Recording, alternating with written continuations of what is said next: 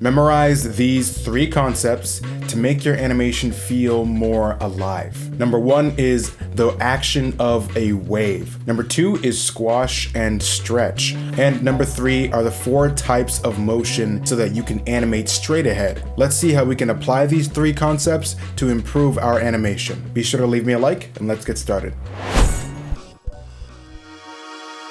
When I started drawing, I was nothing but a novice. Took a long time before I started seeing progress. Concepts flying in my brain like a rocket, a bank full of knowledge. Mastered the trade, now I'm gonna make tracks with a knack for the graphics. Looking for a pro level tablet, it's gotta be a match for the skill that I gained over time. And it can't hold back my design, back to the raw basics. Got a dream chasing, running my imagination. Wanna get lost, spacing out like a spaceship, marveling at all creation. You gotta know, new generations ago, XP pens on a roll, comfortable, shortcut, use the remote. About to get a taste of the Pro. I'm talking about the Pro 19.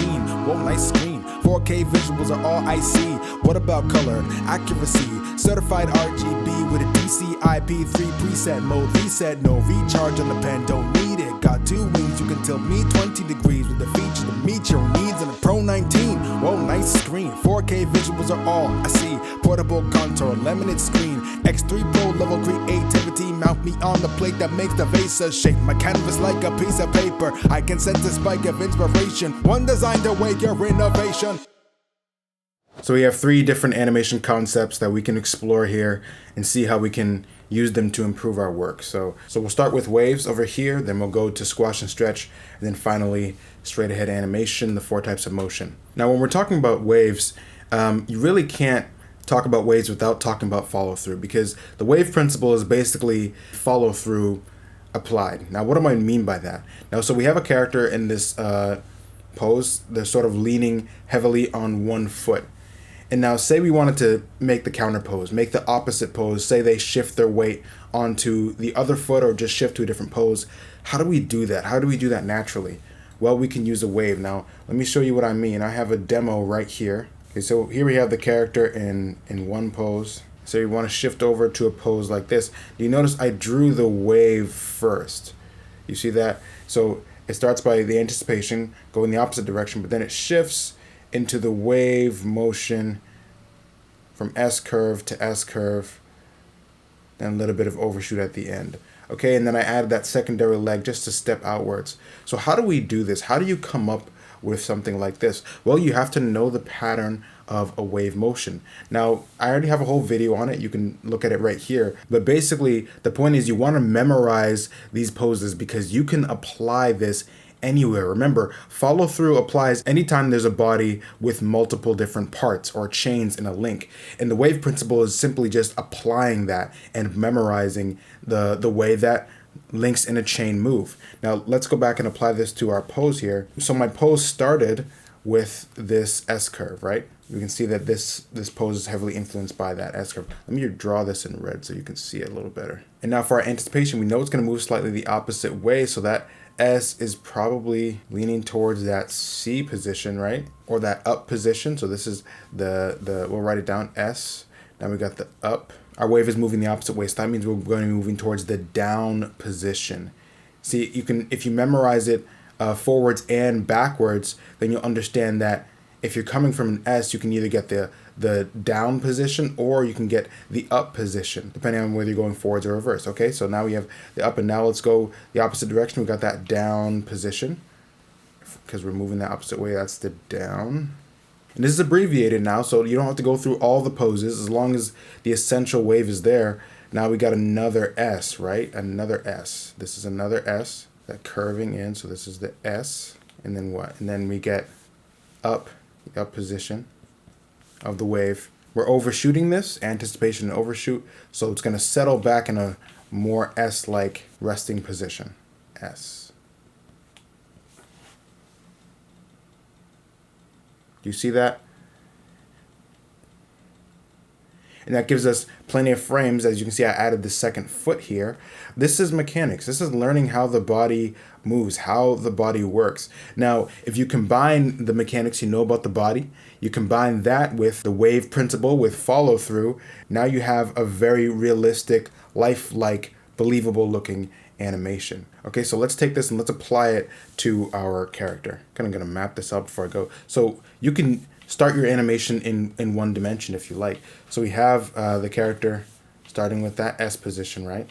Next, we're going to get the anticipation, so we're going to go into the up position. And what we want to take note of is that in this particular animation, the head is leading the entire body. Say if the shoulders were leading, then this would be the start of our wave, and then this would be this, and then the head, which is still independent, would be the start of another wave. Then we go up, you know, like this, and then down and like that. And then with the head would follow along as if you're starting another wave.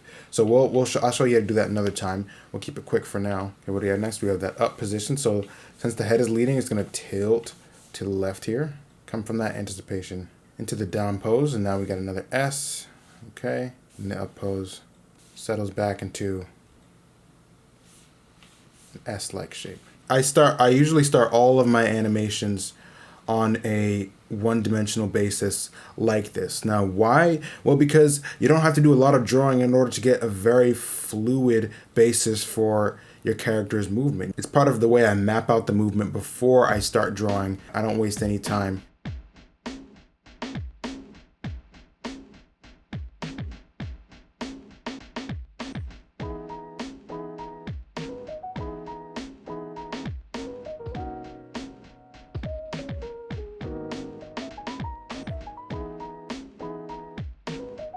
So knowing the wave principle, can you see how this can help you really improvise animation very easily, even without reference? Now, even when you're studying reference, it might be a good idea to observe how this principle applies in the reference you're looking at. See what patterns do you notice in the poses of your characters, or even in the action of certain objects. See how you can apply that wave principle, and then you can commit that reference to memory more easily. This principle applies everywhere. I'm sure you're going to find this useful. Okay, next up, let's take a look at this running animation and see what we can learn about squash and stretch.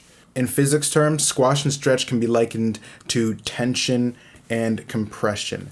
Now, how can we illustrate that? Well, we can illustrate it with a spring. In the last video, we talked about the spring principle. Let's say this is a spring at its rest position, meaning it's neither being squashed or stretched. Now let's stretch it out. Okay, now this is its stretched position.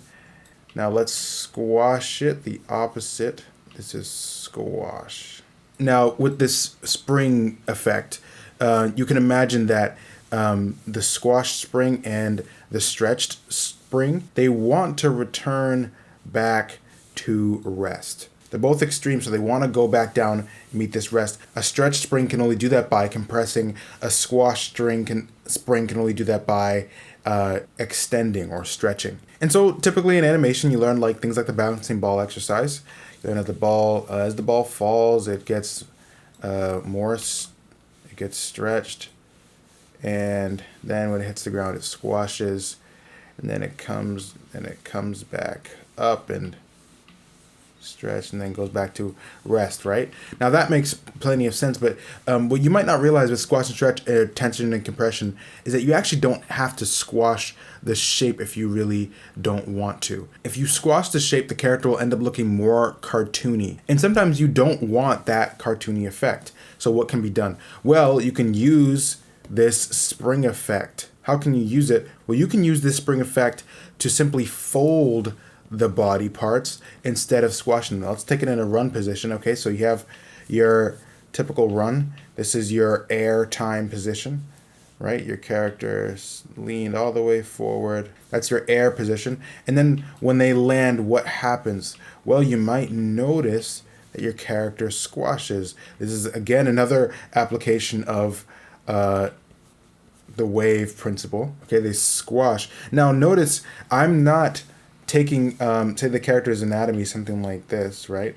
Just a simple, I'm not taking this rectangular character and then squashing it. I'm not doing that. Like this would be an example of squashing it as a shape manipulation. I'm not really manipulating the shape. I'm only manipulating the orientation. I'm squashing the orientation of the shape, similar to the way that you're not actually changing the shape transforming the shape of this spring, you're simply changing its orientation from a stretched one to a squashed one. So this is your stretch position, your tension. This is squash, SQ. This is stretch, STR. Yeah, so if you alternate your animation, at least your core drawings between squash and stretch, you'll give your work a very dynamic feel. So here's what I did in this running animation. Now, there's something a little funny going on with the feet here. I haven't quite figured that out yet. I wish I had more time to really perfect this for you guys. This is the tense position. This is air time, and I was going toward a squash. I did not manipulate or transform any of these shapes. I didn't make the head, wide like this. I'm not widening out that body. I'm not making his feet super wide. If I did, that would produce a very cartoony effect, but that's not what I'm going for here. Instead, I used that wave principle to take a position like this one, and I'm taking the whole body and I'm squashing it. Do you see how you can take an S, right? And then you can squash that S. So I'm actually just squashing the gesture of the character. I'm not squashing the character itself.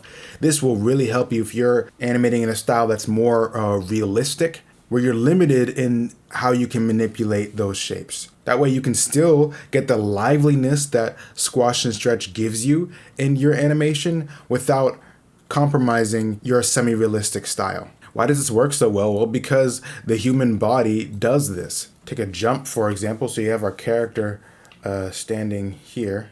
What do you do before a jump? Well, your character will coil up. They'll wind up. And when they jump, what do we get? Complete stretch. So here we have rest. Then we got squash and then stretch. If you alternate between these and intentionally, especially in your core drawings, it can give an animation a lively feel. The same way when you're young and you have a toy spring, it's intriguing to look at. It's interesting to watch the spring tense and compress. Put that fun intrigue into your work by using the spring effect. So finally, I'm going to use all of these principles we talked about and apply them when it comes to straight ahead animation. But the most important thing you got to remember with straight ahead animation is to know your types of motion. Now, why? Now, I'm going to illustrate it for you right now. Let's make a new layer. So straight ahead is basically when you go at an animation without planning all of your poses first. So I'm going to try this running animation. I'm not going to try any of I'm going to switch to a pencil. It feels a little more natural. There we go. So you got this running animation. Now I'm not planning this animation whatsoever. Just using my knowledge about runs. Now I'm going to go straight for that passing position. I know the body's going to be much more compressed. I'm not going to do too much though.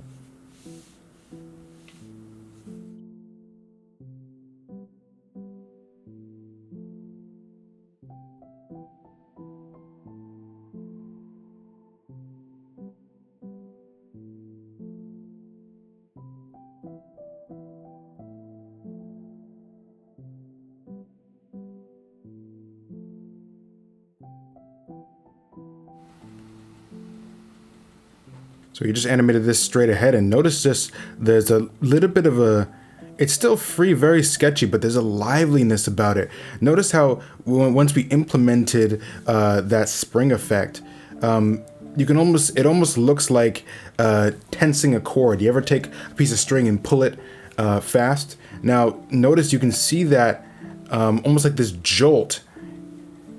And that comes from really understanding these principles. And then when you can animate straight ahead without planning out your poses, you'll naturally implement them. Now, why is it so important to know your 4 types of animation? Well, because I just realized naturally what I did here was I implemented an ease in, ease out. But I wasn't necessarily planning to, but I'm trained to think that way. Now, let me show you what I mean. You see this foot right here, right? It stays in this vicinity right here, here, and here.